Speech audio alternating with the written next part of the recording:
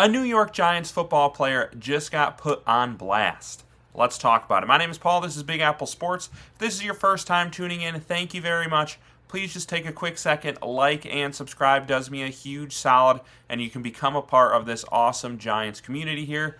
Only about a month until the draft. I'm super hyped, and there's going to be a ton of news between now and then. So make sure you're subscribed so that you can be a part of that. So this video today could be talking about any number of players. Like, over the last year, it feels like, every week there's a different Giants player in the news getting talked about, like how they are playing horribly, how they're the biggest hole and the biggest weakness on the roster.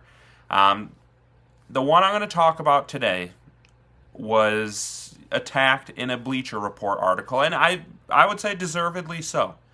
But I'm going to talk about him. I'm going to talk about why I think he's going to have a way better season this year and why I'm actually super optimistic for this Giants defense, which I don't think you hear a lot of people talking about that. But the man we're talking about today is Paulson Adebo. So Bleacher Report put out an article talking about the most overpaid player on every single team in the NFL. For the Giants, they chose Paulson Adebo. They said, like Bland, because Deron Bland was the player before, listed as the Cowboys' most overrated player. They said the injury-prone Adebo, and I'll push back on that in a second, got paid big bucks last offseason based on a standout 2023 campaign, but he struggled to stay on the field and was often exposed in coverage in his first year with the G-Men. His $24.2 million 2026 cap hit ranks fourth in the league among players at his position.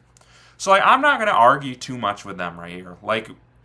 $24 million for Paulson Adebo, he did not play. He did not warrant that last year. Huge disappointment.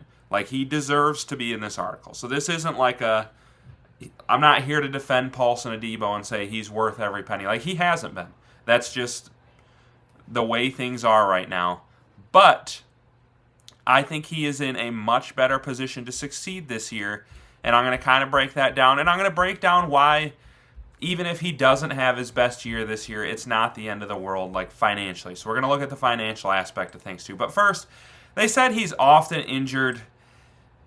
He definitely, he's only had one season where he played 17 games, but 4 out of his 5 seasons, he was in there for at least 12. Broke his femur, I think it was, in 2024.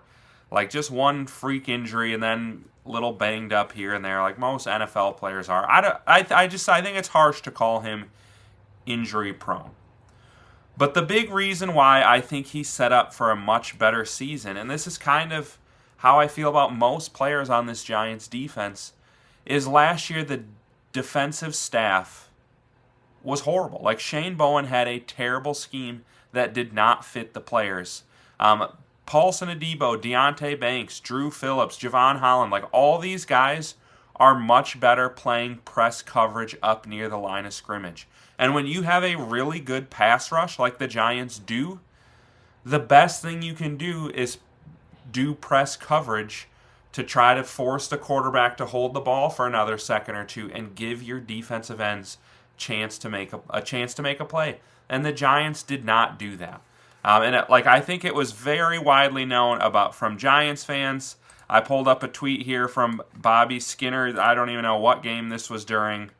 He had tweeted in March. Yeah, this is actually in March of last year. So this was an issue last offseason. We were all talking about this same thing. He needs to become a press man guy. Set up Paulson Adebo to be aggressive. Let Holland and Nubin's versatility create disguise look. Create run fits that keep, now it's going to be Tremaine Edmonds clean, and don't be a basic 4-man rush defense that runs basic coverage with moderate cushion and light boxes. We knew this last year at this time. We were talking about this, and Shane Bowen ran out and ran the exact same stinking thing and got the exact same results. And it's infuriating. I don't know why football fans can sit on the couch and see that, but somebody who's getting paid millions of dollars to be a defensive coordinator can't figure that out. But what this new staff has already said is, we are going to fix this problem, and it's going to help everybody. So he said we're going to do press, we're going to do zone, and we're going to do simulated pressures, where you're going to have 6 guys up at the line of scrimmage showing blitz, and not everybody's going to blitz. So quarterbacks have trouble identifying who's going to be in coverage, and that alone is going to take them another second or two just to be able to process the defense and what's happening after the play. Last year it was so easy for the quarterback to just sit there and say, like, okay, here's the defense, here's where I need to attack. And then teams were just killing the Giants on those short routes. And when you know you're going up against a great pass rush with Brian Burns, Dexter Lawrence, Kayvon Thibodeau, Abdul Carter, the quarterback, like, all they want to do is get the ball out quickly. And when you are giving them some space, some cushion in your coverage, it's so easy for them to run little slants and little drag routes. And it just, like, the Giants invited teams to nickel and dime them down the field. And it was infuriating to watch. But they, like, Denard Wilson has already said, like, that's not happening this year. We're going to have aggressive press coverage, demanding that my cornerbacks challenge receivers at the line of scrimmage. This helps eliminate opposing quarterbacks from getting into a rhythm with easy, quick throws such as slants and hitches. Going to have simulated pressure where the other two defenders drop back into coverage to confuse the quarterback and bait interceptions. He believes in selective blitzing, and I think that's another thing that I hope to see a lot too. And this is why I think drafting a Caleb Downs or a Sonny Styles, who are great in coverage and great at attacking the line of scrimmage, would be huge for this defense, is having that versatility is going to terrorize quarterbacks. Like, if you can have, because, like, there's so many guys on this team who are good at attacking the line of scrimmage. I pulled a little clip of Drew Phillips up here where you can see, like, okay, he easily identifies, here's a screen pass coming to Devontae Smith, sheds the block, waits for the ball to get in there, and then tackles him behind the line of scrimmage. Like, Drew Phillips is great at attacking the line of scrimmage like that, but we kept, and same with Javon Holland, same with Tyler Nubin. Like, all these guys are good at that, but we dropped them back and gave the receiver space, gave them cushion, and allowed quarterbacks to pick them apart on those short routes. And then, like I said, if you can get a Caleb Downs or a Sonny Styles, and you can disguise your blitzes where you have Abdul Carter, Kayvon Thibodeau, Dexter Lawrence, Brian Burns, Sonny Styles, Drew Phillips, all of them at the line showing pressure, and you don't know which guys are coming and which guys are dropping back, like, the quarterback is going to have such a hard time figuring out what to do. It's going to lead to turnovers. It's going to lead to sacks. It's going to lead to good things happening for this Giants defense. So I really think this new scheme is going to be huge. And I love that Denard, like, not only, obviously, we hired a new defensive pass game coach who comes from a secondary background. Of course, our defense, like our defensive backs coach, has a secondary background. But Denard Wilson as well was a safety in college and spent an entire decade as a secondary coach. So I think these guys are going to be coached really well, and they're, like, Denard Wilson is going to know how to utilize their strengths.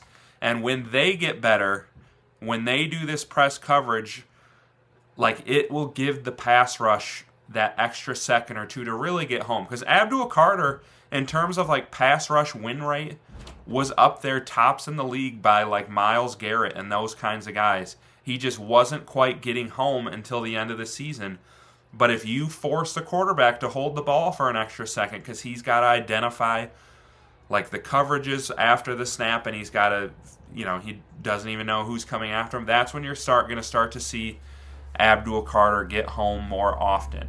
And then I think the beautiful thing, too, is coming into this season, Paulson Adebo, Javon Holland, Greg Newsome, they are all playing for their jobs. Deonte Banks as well.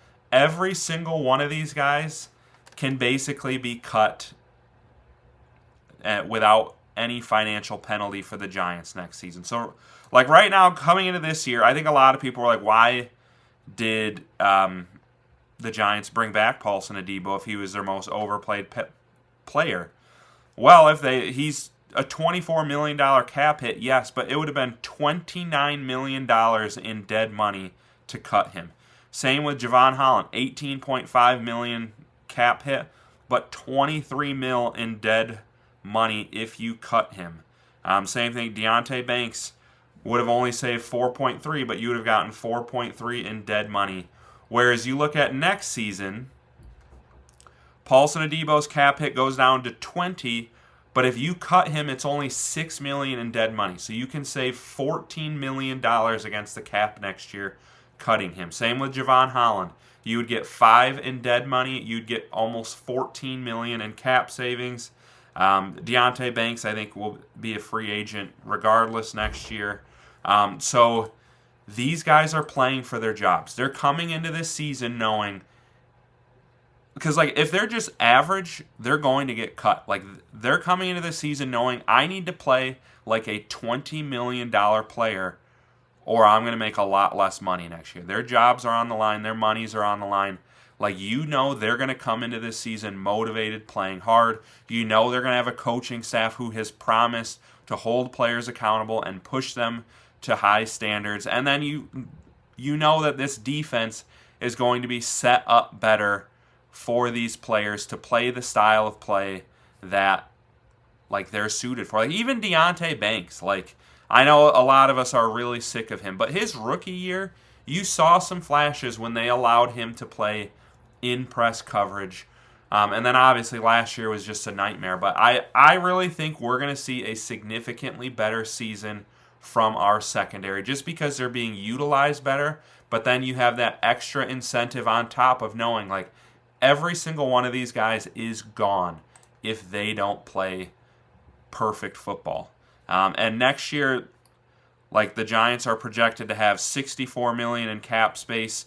If Adebo and Holland don't play up to their standard, that's like they cut them and they're going to be up $100 million in cap space and will be able to get some of the best corners and safeties on the market to replace them. So I feel like the secondary is in a much better spot this year. You guys comment below. Let me know what you think. And then don't forget, hit that subscribe button on the way out. Hit the like button on the way out too. And I will catch you with some more Giants content soon.